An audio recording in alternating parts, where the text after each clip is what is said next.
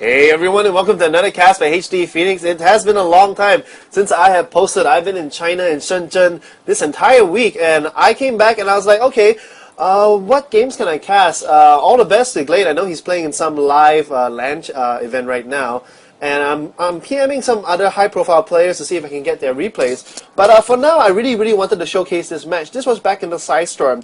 Now, I know this is a week and a half ago. Maybe someone else has casted this game, but I checked the other streamers. I don't think so. But this is not really going to be a game casting. This is more going to be on the tutorial on what I thought was an extremely innovative strategy. So I'm just going to make the speed times 2 right now. And what you're going to see is a very standard opening from both players. They're going to go 14 gas, 14 pool, or 14 pool, 14 gas, something along that variation. Then what Zerg likes to do right now is because of the Roach. Well, actually, no, this is patch 1.1, so the Roach hasn't really been buffed. But there goes the spawning pool. But they both get Roaches mainly for defense because you can make a Roach or 2 Zerglings with 1 lava, and a Roach is just so much better. It costs more, but you really want little misplay there by South. But you really want to save your lava for drones, so you can get a bigger army with less lava with Roaches. So that's all very standard. But where it differs later on is Soft is going to get a second gas, and second gas in the early layer. And usually, what a player would do with that early gas is they're going to go some kind of either Roach speed, or they might get mutas. But what Soft did was he spent 400 gas on 4 Overseers, and he was able to corrupt Glade's lair. So we're going to go look at the timing of that. So it's a little early still. But what he did was, I'm going to select all 4 Overseers, is 4 Overseers alternating, putting corruption on the hatchery, did so much economic damage. Because think about it, if you ever spend that 400 gas on 4 mutas, 4 mutas is going to be counted very easily by either 2 queens, or mutas by the opponent, or some hydras. But if you get 4 overseers and you corrupt the hatchery, or in this case you corrupt the lair, then you're going to block a lot of lava. Okay, I'm going to slow it down here. So you have these 2 overseers. Think about it. If you were able to corrupt, using the Overseer's ability to corrupt the lair, for 30 game time, 30 seconds, you're not going to get anything. So that's roughly 2 lava, and you're not going to get any inject lava, and inject lava is 40 seconds. Right here, 40 seconds. So if you stop it for 30 seconds, it's like you're blocking 3 more lava. So for every single corruption you do, you block 5 lava. Can you imagine how much that hurts? I'm not going to pull up the production tab. I'm going to pull up the armies tab. So right now there are 34 food. And there we go, we have 3 overseers. This guy has 70 energy, this 70 energy. So they're almost ready to corrupt. So here comes the first overseer, right here. And right now there's eggs spawning. Notice the timing of the eggs, they're halfway done. Here comes the first corruption, and he has 1 lava here. He has 3 lava. We're going to keep an eye on that. And he's not going to get any more.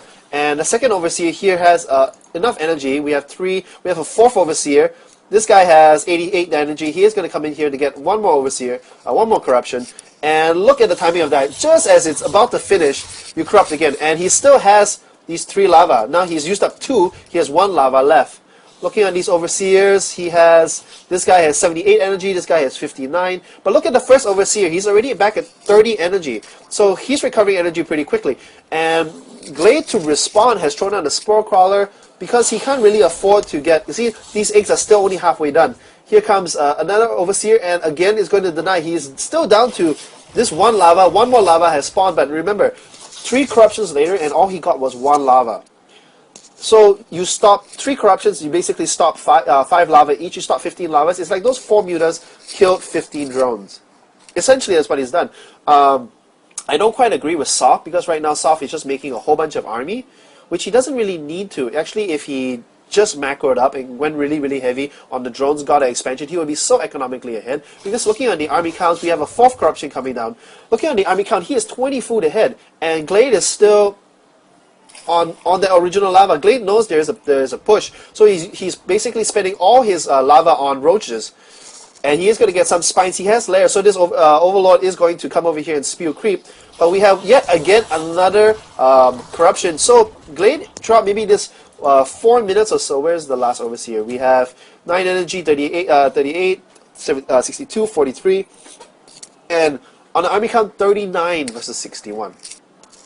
And Yeah, here comes Glade with a good defense. Glade eventually is going to lose this game because of this such a early economic harass. But once again, one more corruption coming in, and this must be so frustrating for Glade because those eggs were actually popping in mid-animation, and then they got corrupted. So these lava are hanging out in the air somewhere here, and once that corruption done, they are going to fall down. But right now, look at that discrepancy, 66 over 47. Now, I just want to say that looking at Glade's army, he doesn't really have very much. If Soft got this hatchery much earlier and all these units were drones, he would have, I think, at least 40 harvesters right here, 40, 50 harvesters, and he'll be so economically ahead, all for the price of 400 gas.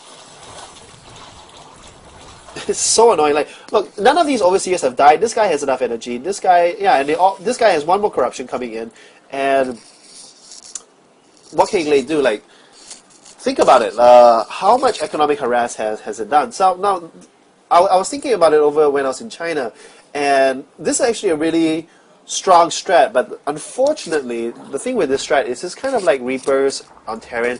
It is very strong if you don't have the counter, but once you have a counter, it's not that strong anymore. And the proper counter to that is getting an in-base hatchery. You're not going to have any lava, so you're going to not want to spend your extra minerals on drones. You want to get some of them for army so you can defend the inevitable push. Just get enough just to hold off the choke.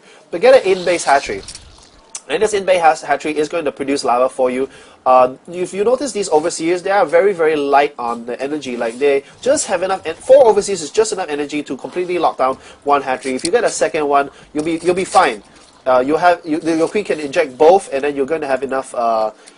You're going to get enough lava. And of course, if you're still being harassed like that, you get your natural, and then you just hold it, which is exactly what Glade does. So Glade was actually able to macro up a pretty large army. I think at the final end of this game, he had, I think, 100 food, and the other guy had 120, but it just wasn't enough because the other guy, I think, also had upgrades. But that's it for my tutorial. It is a very simple build because basically you play one base neuter. You essentially get 1 gas, you get 2 gas, but instead of getting a Hydroden or a Spire, you get 4 overseers. 2 at one go, and then you get another 2, and then you just non-stop corrupt the hatchery. You force him to get more, even if you deny, even if the opponent denies you by getting in-base hatchery or getting a natural, every corruption basically blocks 5 lava, and that hurts. That really hurts because Zergs only really have 1 unit producing building, and of course that's a hatchery lair or hive. And if you lock that down, there's nothing else they can do. So yeah, that's it for this tutorial. This is HD Phoenix signing out.